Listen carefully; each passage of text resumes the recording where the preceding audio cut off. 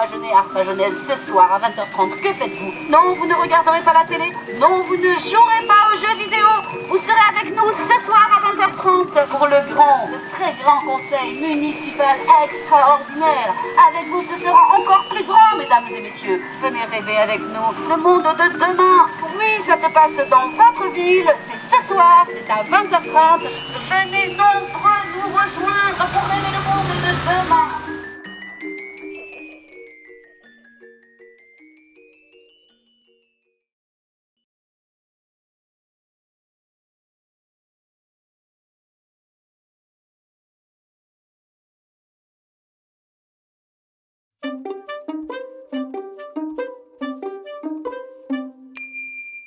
Bien écoutez, mesdames et messieurs, bonsoir. Bonsoir, un petit programme de la soirée, d'accord, merci.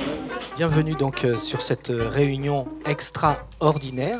Extraordinaire en ce sens où le maire va s'effacer quelque temps pour laisser la place à une discussion particulièrement ouverte sur les thèmes de la poésie et du rêve. Le thème de réflexion de la soirée sera sur le monde que nous souhaitons habiter demain.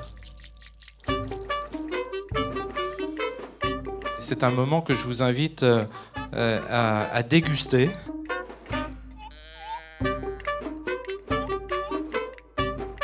Puisqu'on rêve un monde de demain, c'est un homme politique qui a dit ça il y a 40 ans. Il a dit, à force de croire obstinément à ses rêves, on finit par transformer la réalité. Puisse-t-il dire vrai?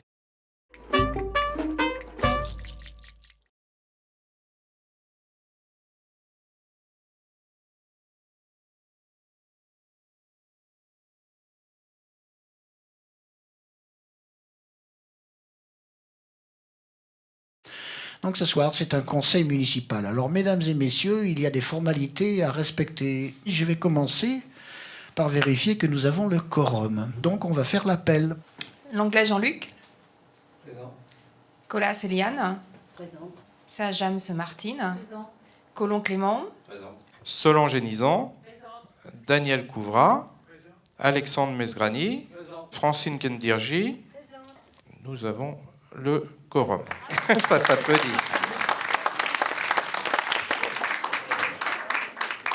Nous allons, oui, désigner un secrétaire de séance. J'ai le plaisir d'annoncer que ce soir, le gagnant s'appelle Monsieur Klein Jérémy.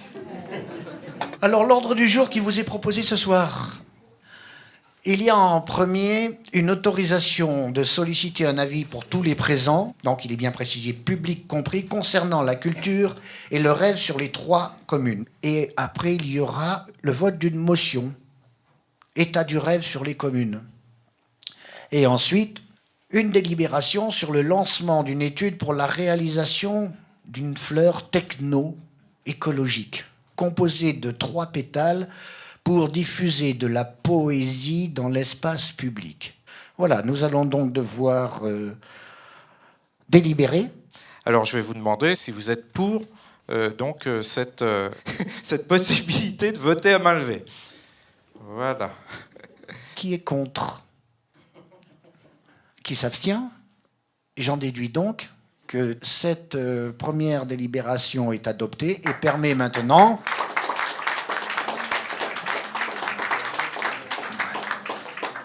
de proposer une motion sur l'état du rêve dans les 3 communes. Hein, c'est écrit état du rêve sur les 3 communes.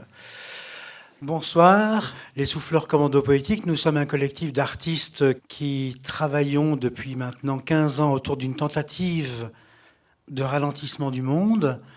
Nous ne savons pas ce que ça veut dire.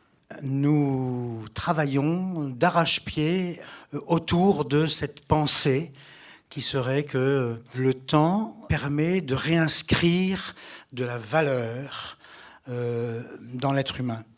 Nous avons trouvé admirable le fait que 3 villes s'unissent pour animer une politique culturelle. C'est pour ça que nous avons appelé ce projet Folie Douce. Nous avons découvert en fait que l'Arpajonais était une terre de germination. Nous avons été enchantés par le fait que d'un seul coup nous pourrions peut-être écrire sur les germinations, les pollinisations et les graines. On s'est dit pourquoi ne pas essayer de rêver à la construction d'une fleur à 3 pétales, c'est-à-dire qui représente Saint-Germain-les-Arpajons, Arpajon et la Norville, et qui, puiserait son énergie d'une manière responsable et qui nourrirait chaque jour ces 3 villes avec un flux poétique capable de donner une direction symbolique au fait que nous nous préoccupons pour l'avenir de notre planète, car on sait maintenant, on le sent, on le sait, et c'est expliqué, nous sommes en danger. Je pense que cette question-là, qui est « que sera le monde de demain ?» comment vous le verriez, c'est une question évidemment sur laquelle il n'est pas du tout oiseux non seulement de réfléchir, mais aussi de se laisser aller pour essayer de voir ce qu'on aimerait, nous, là où nous en sommes, et les enfants et les ados. Alors maintenant, nous allons motionner, avant de s'émotionner. Cette motion, c'est un portrait, le portrait des hommes, des femmes et des enfants de notre monde contemporain qui habitent en Arpajonais. Nous sommes allés dans toutes les écoles, les lycées, les collèges, les maisons de retraite, les commerçants, dans la rue, et nous avons posé une question à propos de cette fleur rare à 3 pétales, parce que vous savez qu'en fait, ce sont les fleurs rares qui n'ont que 3 pétales. Et cette question, nous ne l'avons pas édulcorée pour les enfants, nous l'avons posée vraiment à tout le monde comme ceci. Elle est tirée d'abord d'une phrase de Yves Bonnefoy, qui est un immense poète qui nous a fait le déplaisir de partir il n'y a pas longtemps. L'éternité se donne dans l'odeur de la fleur la plus simple. C'est comme si la terre voulait bien ce que l'esprit rêve. Et la question que nous avons posée donc aux habitants des 3 villes, c'est: si cette fleur entrait dans vos rêves, que vous montrerait-elle de la beauté possible du monde de demain? Et sur ce mois d'enquête, nous avons reçu 858 dépôts qui ont été écrits, dessinés à propos du rêve de cette fleur et du monde de demain. Et nous avons l'ambition de déposer tous ces dépôts aux archives départementales. Et elles vont donc constituer un trésor de la pensée du rêve en 2017. Et peut-être que dans 3, 4 ou 5 siècles, un historien tombera sur cet immense portrait du rêve de la fleur. Les souffleurs se sont livrés pour cette motion à une analyse statistique, on va dire, mais poétique, de l'état du rêve dans le territoire arpajonais. Et voilà ce que ça a donné. Nous pouvons distinguer, dans la moisson des rêves de la fleur, 3 grandes énergies se déposant sur les pétales de l'enfance, de l'adolescence et de l'âge adulte. Les enfants nous livrent une vision extrêmement large du monde. Et si leurs préoccupations sont gigantesques, eh bien leurs solutions sont gigantesques en proportion.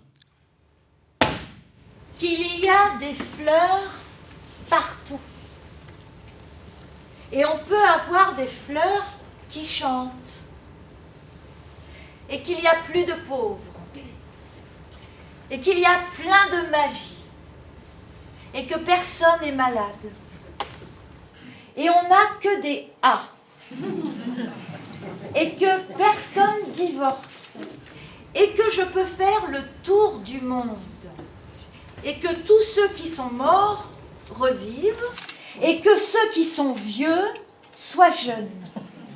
Et on peut vivre jusqu'à la fin du monde. Et on regarde beaucoup la télé. Et on travaille bien. Et que personne n'a besoin de lunettes pour conduire. Ma 8 ans.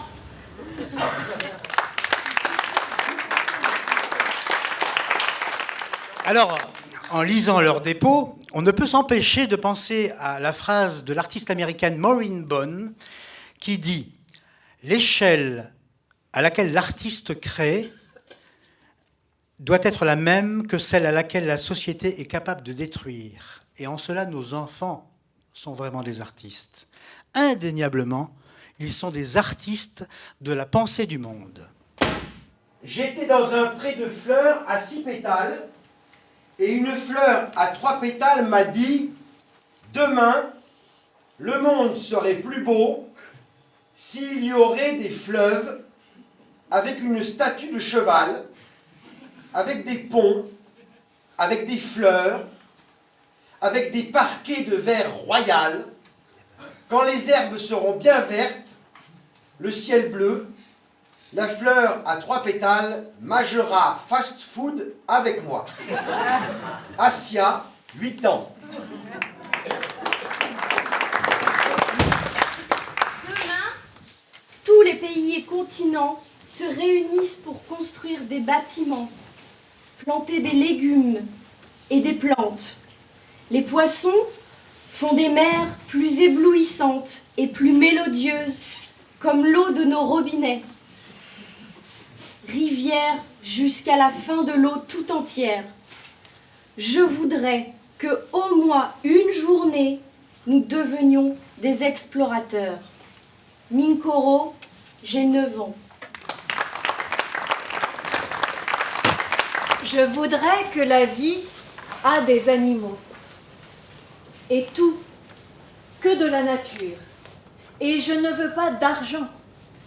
L'argent, ça pose problème. Parce qu'on se bat pour ça. Et pour les animaux, un gros espace. Et pour nous, pour les habits, les feuilles. Et pour manger, des choses de la nature. Et les métiers, arroser la nature. Et on vit avec les animaux. Et pour les bouteilles, des feuilles pliées. Erina, 8 ans. Nos enfants sont travaillés par la pollution. Cette fleur me conte la vie de demain. Nous vivrons sur une terre propre, saine, où les maladies auront toutes disparu, les espèces éteintes ou en voie d'extinction réapparaîtront, toutes les traces de pollution humaine auront disparu. Grâce à cela, les glaciers se régénéreront. Les mines créées par l'homme disparaîtront. Les forêts reprendront vie. Les humains vivraient ensemble, sans guerre et sans commandant, sans violence ni criminalité.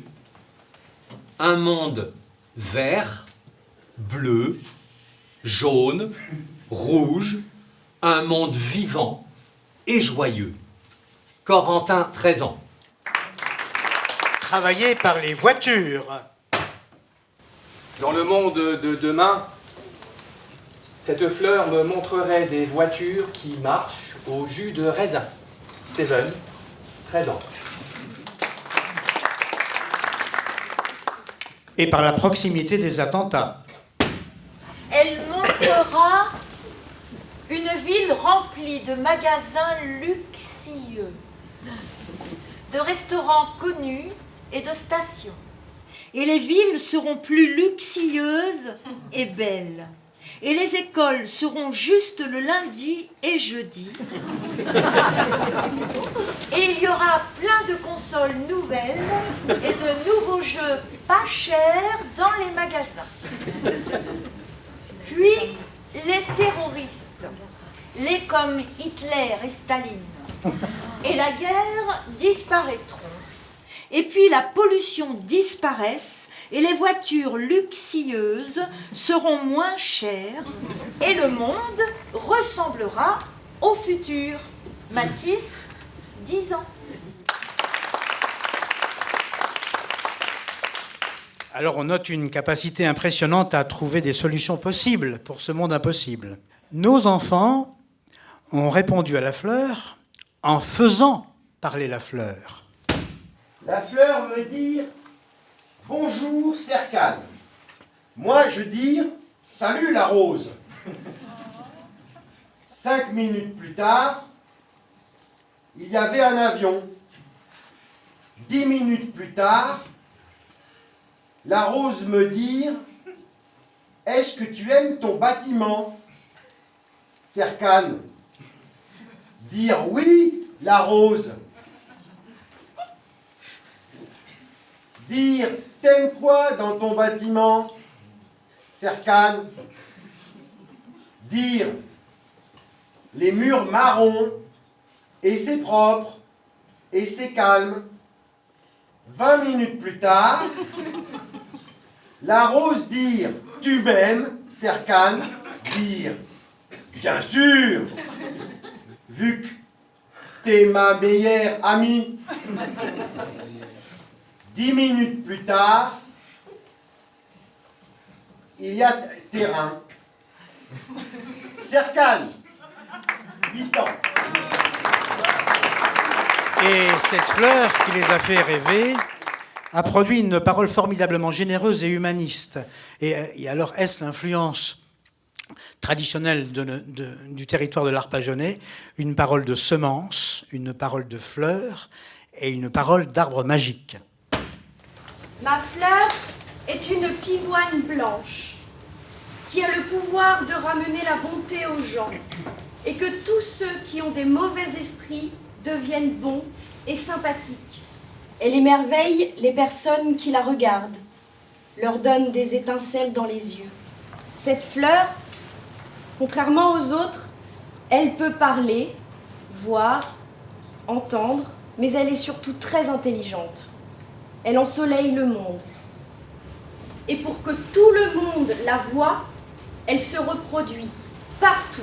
Personne ne peut y échapper. Louise, 9 ans et demi.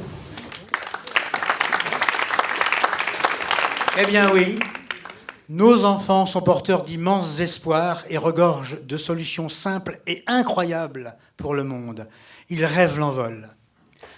Alors maintenant, il y a les adolescents. Nos adolescents, eh bien, chez eux, on sent monter une pensée politique à propos de la fleur qui reste un médium auquel ils donnent encore la parole. Les préoccupations sont plus proches d'eux-mêmes. Des analyses sont faites à propos des équipements manquants, de l'actualité des grands mouvements migratoires dus au conflit et également au climat dégradé dans certaines parties du monde. Je pense que la fleur sait ce qui se passe en France ou dans le monde et que cela la blesse. Alors, elle veut faire raisonner les gens et de leur dire de ne pas baisser les bras. Et qu'il faut être fort mentalement et physiquement. Il faut être plus fort que la politique. Nous les hommes, il faut nous entraider dans tous les domaines. Car aujourd'hui, beaucoup de gens pensent que des personnes sont inférieures à eux, alors qu'on est tous pareils. Je voudrais qu'on arrête de faire des amalgames Et de traiter les gens d'autres origines et d'autres couleurs vulgairement et physiquement. Il faut préserver cette fleur et ne pas la laisser faner. Théo, 15 ans.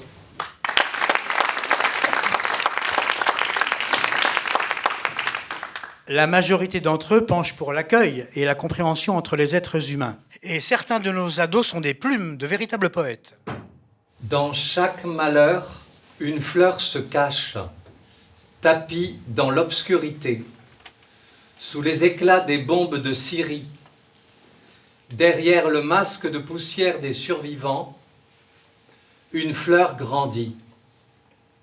Une fleur fragile, recroquevillée sur elle-même.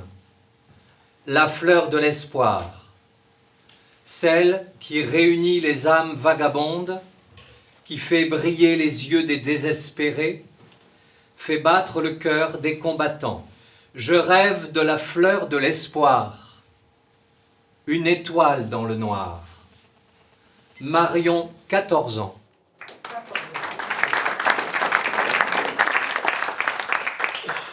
Cependant, il y a également quelques notes de méfiance chez les adolescents envers les élites, envers l'homo politicus et la presse.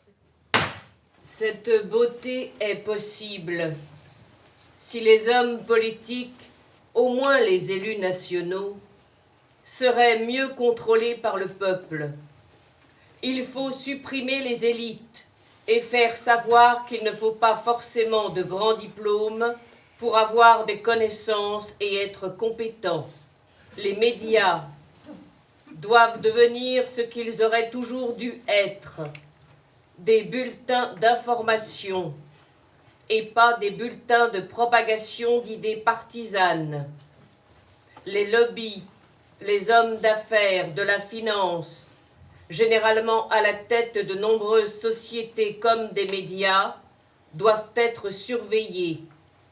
Ils ont plus de pouvoir qu'on le pense. Bastien, 15 ans. Et enfin, on sent plus nettement que chez les plus jeunes une nette influence de la télévision et de l'Internet, avec une fascination pour les stars d'aujourd'hui, notamment les stars YouTube et celles du monde du football. Elle me montrerait un terrain de foot synthétique dans un grand stade qui me pousserait, moi et mon équipe, à la victoire. Ce terrain serait couvert quand il fait froid, quand il pleut ou quand il neige. Ceci nous donnerait l'envie et le plaisir de jouer au foot. Cette fleur me montrerait la beauté du football. Cette fleur changerait mon avenir. Hugo, 15 ans. En conclusion, ouverte sur le deuxième pétale des recueils du rêve de la fleur, nos ados rêvent l'avenir avec une certaine inquiétude, mais également pas mal d'espoir en la beauté intrinsèque de la vie et de la planète. Le sens des responsabilités est affûté.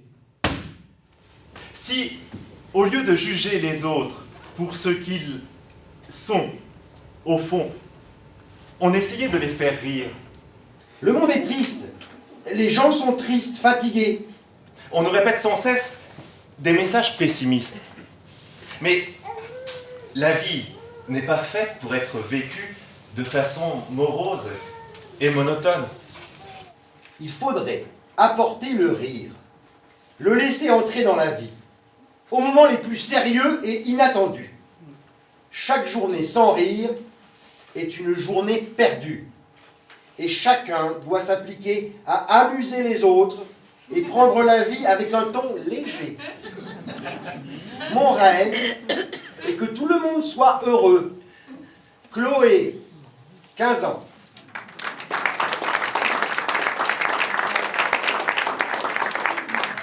On pourrait utiliser la métaphore de l'entonnoir pour dessiner un état du rêve de la fleur. Et le dessin aurait véritablement plus ou moins la forme précise de l'entonnoir. Les enfants, nos enfants pensent large, très large le monde et ses possibilités. Nos adolescents sont un peu plus pragmatiques et là, le col se resserre. Tandis que l'adulte finit de dessiner l'instrument par la précision concrète et un peu étroite de sa conception de l'avenir. En effet, les réponses sont un petit peu plus laconiques. Quelques slogans politiques sous anonymat, alors que tous les enfants et les ados ont signé leurs écritures. Ça veut dire que l'adulte manquerait singulièrement de courage. Il y a énormément de préoccupations pour la santé personnelle ou celle de ses proches, assez peu de critiques et de remarques sur les villes, un esprit collectif, on dira un petit peu infirme, et tout de même quelques préoccupations sur le sujet de notre initiative en ce qui concerne l'environnement. Alors voici un petit florilège. Ça fait longtemps que j'ai arrêté de rêver. Goffman, 43 ans. Me guérir de ce putain de cancer de merde qui m'est tombé dessus, sans prévenir, et qui a failli punir ma famille. François, 42 ans. que ma famille soit en bonne santé le plus longtemps possible et que mes affaires marchent comme je le souhaite. Alain, 33 ans.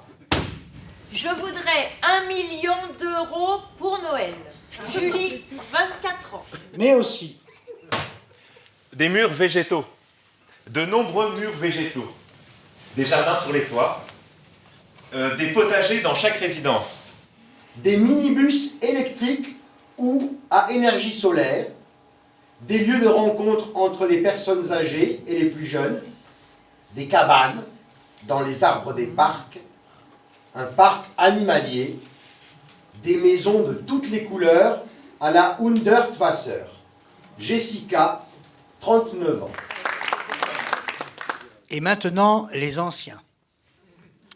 Alors, nos anciens se plaignent plus volontiers de la dégradation ou de l'absence de services et de commerce dans les quartiers.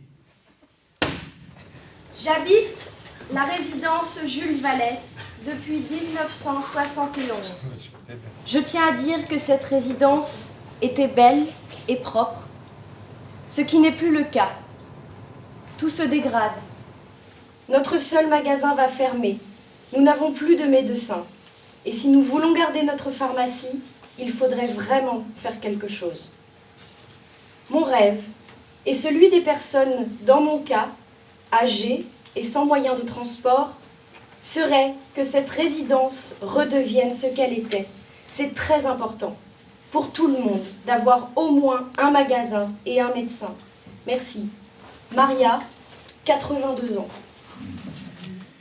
Il remarque une baisse de la convivialité et de la propreté collective, mais reste formidablement alerte sur les notions d'entraide et de solidarité collective. Il y a une bienveillance de nos anciens, et sacré nom, qu'est-ce qu'ils écrivent bien, c'était un régal. La fleur a chassé les effluves empestés. J'aime la fraîche odeur de l'herbe fauchée, les senteurs d'humus de la terre labourée, la fragrance enivrante d'acacia enneigée. La fleur s'épanouit dans la nature rêvée, sous l'aile diaprée du papillon envolé. Nina, 81 ans. Voilà, nous arrivons à la conclusion de ce rapide vol au-dessus du rêve de la fleur pour notre ville. Et on peut dire que d'une certaine manière, cette fleur à 3 pétales n'a laissé personne indifférent. Bien au contraire, la possibilité de l'existence d'une fleur portée par 3 villes unies dans un geste semble pouvoir cristalliser une capacité à porter une parole d'habitant. Les souffleurs, après avoir mené pas mal de coups de sonde dans d'autres territoires, se permettent de conclure cette motion en forme de diagnostic comme un médecin pourrait le faire. L'état du rêve en Arpajonais est plutôt en bonne santé. En tout cas, meilleur que dans d'autres villes d'Île-de-France. Ça, on peut vous le dire. Ce qui augure bien de l'avenir possible d'un geste fort de la part des 3 villes, Arpajon, Lanorville et Saint-Germain-les-Arpajons. Merci. À entendre les rêves des enfants, j'ai l'impression que l'avenir est devant nous. Ils ont la terre entre leurs mains, ils ont l'univers entre leurs mains, et c'est eux qui feront demain le monde de demain. On leur laisse un monde qui n'est pas terrible, hein, ça il faut bien le dire, mais il y a quand même l'espoir qu'ils en feront quelque chose de meilleur. Merci aux souffleurs pour cette soirée, qui est vraiment sympathique, comme a dit monsieur, mais elle n'est pas seulement sympathique. Elle est vraiment extraordinaire. Emmanuel Kant disait qu'il y avait 3 grandes facultés. La faculté de connaître, c'est-à-dire la raison théorique. La faculté de désirer, c'est-à-dire la raison pratique. Et la faculté de juger, c'est-à-dire le jugement esthétique. Je crois, moi, qu'il y a aussi une faculté de rêver. Et la faculté de rêver, un certain nombre de personnes très importantes du XXe siècle en ont parlé. Sigmund Freud, d'abord. Paul Valéry, qui a écrit des textes extrêmement importants sur le rêve.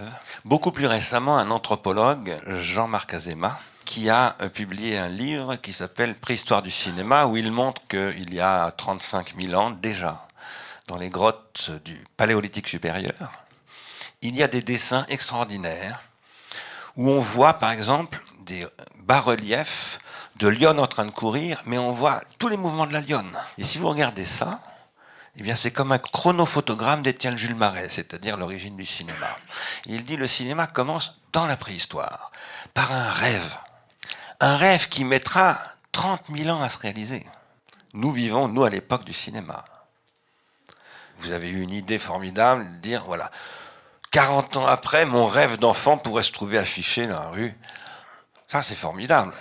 L'histoire de l'humanité, c'est en fait l'histoire du rêve. Mais ce que dit Marc Azéma, lorsqu'il introduit ce livre, qui analyse 250 grottes du monde entier, il dit tous les animaux rêvent, mais seul l'homme réalise ses rêves. Et c'est ça, l'humanité. Nous sommes tous, toujours, en train de rêver des possibles que nous réalisons. Et vous voyez bien, on l'a dit, qu'on ne rêve pas à 8 ans comme à 15 ans. On l'a bien entendu tout à l'heure, très précisément, admirablement. On ne rêve pas à 15 ans comme à 30 ans. Et on ne rêve pas à 30 ans comme on découvre qu'on a du mal à rêver à 50 ans. Et qu'on se remet peut-être à rêver à 80 ans. Alors, il y a une histoire du rêve qui est aussi une histoire du développement psychique de l'individu. Et qu'est-ce que ça fait apparaître ? Un très grand psychiatre, pédopsychiatre, qui s'appelle Donald Winnicott, a expliqué que la science, le droit, l'architecture, les musées, la poésie, la politique, ce sont des espaces transitionnels, ils appellent ça comme ça. C'est-à-dire ce sont des espaces où l'on reste un enfant. Bien. Alors voilà, je voulais vous remercier beaucoup de cette leçon, un petit peu quant à la faculté de rêver dans le territoire de l'Arpajonais.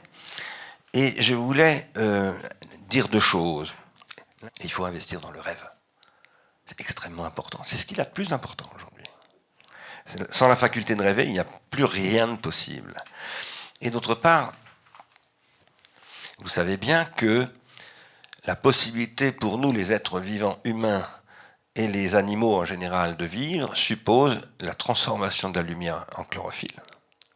Et que cette transformation de la lumière en chlorophylle, elle est rendue possible par, en particulier les abeilles, 40% de la pollinisation, et que sans les pollinisateurs, plus de végétaux. Mais sans les végétaux, plus d'animaux. Et sans les animaux, plus d'êtres humains. C'est le même problème que la disparition du rêve. Et vous avez entendu les moindres paroles de ces enfants qu'on a écoutés tout à l'heure. Mais c'est absolument fascinant. C'est incroyable, cette inventivité. C'est ça, la nécessité de cultiver la faculté de rêver. Le rêve est un processus de pollinisation qui se produit, pas simplement chez les enfants, mais chez les adultes, par la poésie, par le théâtre, par les arts, etc. Il est très important d'investir là-dedans. Maintenant, il est très important aussi de réinventer la poésie, le théâtre et la politique. Tout ce qui est la concrétisation de la faculté de rêver, c'est ce que vous essayez de faire ici, avec la fleur à 3 pétales. Voilà, merci beaucoup.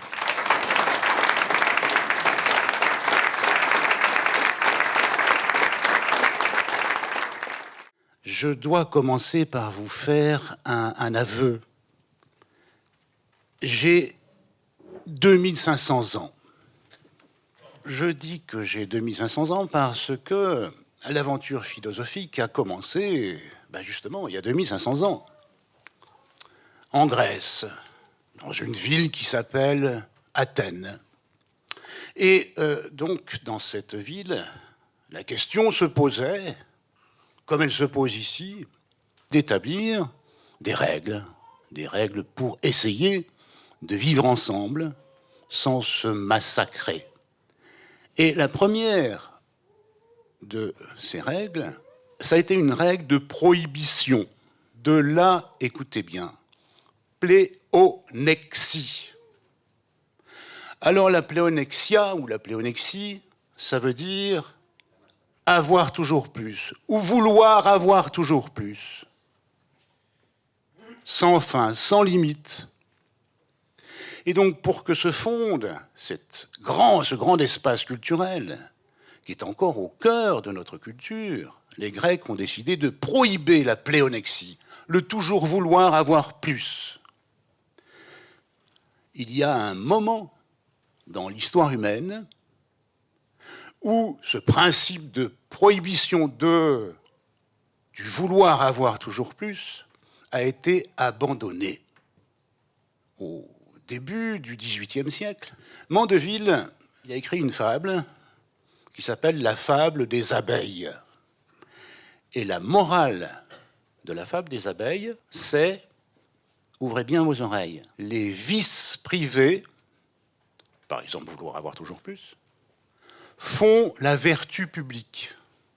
Cette fable s'est adressée à tout le monde en Europe pour dire, eh bien, soyez aussi égoïstes que possible. Vous pouvez donc vouloir avoir toujours plus parce que ceci ne peut que servir la société puisque la société va devenir plus riche. Et ceci ne peut que profiter à tout le monde. Eh bien, à partir de cette époque, donc, nous sommes entrés dans un monde qui a voulu toujours plus et qui, pour vouloir toujours plus, a mis en œuvre cette maxime qui nous a permis effectivement de devenir plus riches, de sortir du monde de la pénurie pour entrer dans un règne de l'abondance. Le seul problème, c'est que aujourd'hui, le 19 janvier 2017, nous en sommes où? 3 siècles après la levée de la pléonexie, de la prohibition de la pléonexie, nous nous retrouvons dans un monde riche, mais en même temps, nous risquons de tout perdre. Et si la question de demain se pose, comme on a entendu les enfants poser la question du demain, eh bien, c'est parce que ce monde, nous l'avons mis en coupe réglée. Ce monde est devenu un complexe de produits à exploiter. Donc nous sommes entrés dans ce qu'on pourrait appeler un délire. Tu as parlé de folie douce. J'aime cette idée, mais nous sommes dans une folie dure. Notre monde est entré dans une folie dure. La folie dure, c'est ce délire qui fait qu'en voulant toujours plus, nous courons le risque de tout perdre. Non pas nous courons le risque, nous sommes en train, et d'ores et déjà en train, de tout perdre. Et je crois que c'est pour ça qu'il faut que contre cette folie dure se lève cette folie douce qui libère la parole de ceux qui, petits, adultes, anciens, disent « Écoutez, là, ça ne va plus. Il faut qu'on pense à autre chose. À autre chose. Et comment pourrions-nous imaginer cette autre chose ?» Alors, voilà que se lève une idée, et je crois qu'on retrouve cette idée ici, dans le projet que vous êtes en train de mettre en place, avec ces 3 communes qui sont en train de mettre en commun quelque chose pour créer un espace culturel. Eh bien, cette alternative, ça s'appelle justement les communs. Alors les communs, c'est pas le communisme. Les communs, c'est des gens qui mettent en commun un certain nombre de choses pour que cette chose perdure. Et ils sont appelés, évidemment, à améliorer la chose dont ils sont responsables. Nous entrons donc dans une économie de la contribution, où la chose commune nous soucie. Alors voilà, je crois que c'est ça, quelque chose comme ça, qui est en train de se chercher dans notre monde, à travers toutes les interrogations, toutes les craintes, toutes les aspirations, pour qu'on retrouve quelque chose, un espace commun contre la cupidité, l'égoïsme érigé en règle de vie. Et je pense que, à l'intersection de ces 3 pétales, quelque chose de commun est en train de se chercher chez vous, ici même. Voilà, merci. Alors, on a tous entendu les messages des enfants, des adolescents et des adultes. Pour voter la motion, je suis de ceux qui pensent qu'il y a quand même une émotion qui manque. C'est celle de la salle quand même. Vous allez voter, mais toute personne qui a un droit de vote, Jean-Luc ne va pas me contredire, a quand même un droit d'expression. Et comme ça, en improvisant, quelle est votre fleur? Oui, alors moi je voulais juste faire une remarque sur l'avenir de cette fleur. On voit dans beaucoup de réalisations qui sont faites dans les communes, au bout de quelques semaines, mois, années, ces réalisations ont tendance à disparaître. Et si vous souhaitez faire une fleur qui dure dans le temps, et c'est ce qu'aimeraient tous ces jeunes qui ont parlé, il faut que ce soit du costaud, pour que ça dure encore dans 2 ou 3 siècles. Durable, tout à fait. On parle beaucoup de développement durable. Faites une fleur durable, tout à fait. On parlait d'une fleur à 3 pétales. Moi, je propose que les 3 pétales soient la joie, la paix et la solidarité. Mettez-les devant la salle Pablo, ces fleurs. Ça sera joli, hein. C'est plus concret. Et moi, j'ai pas tout à fait le même point de vue. Et j'ai envie de dire que pour moi, dans ma vie au quotidien, eh bien, avoir de la poésie, ça peut être aussi important pour m'aider à vivre que avoir des fleurs dans des bacs devant la salle Pablo. Voire même, je préfère finalement les avoir sous cette forme qui nous est proposée ce soir que dans un bac devant la salle Pablo. Peut-être pour prolonger monsieur avec le durable, on devrait aussi se dire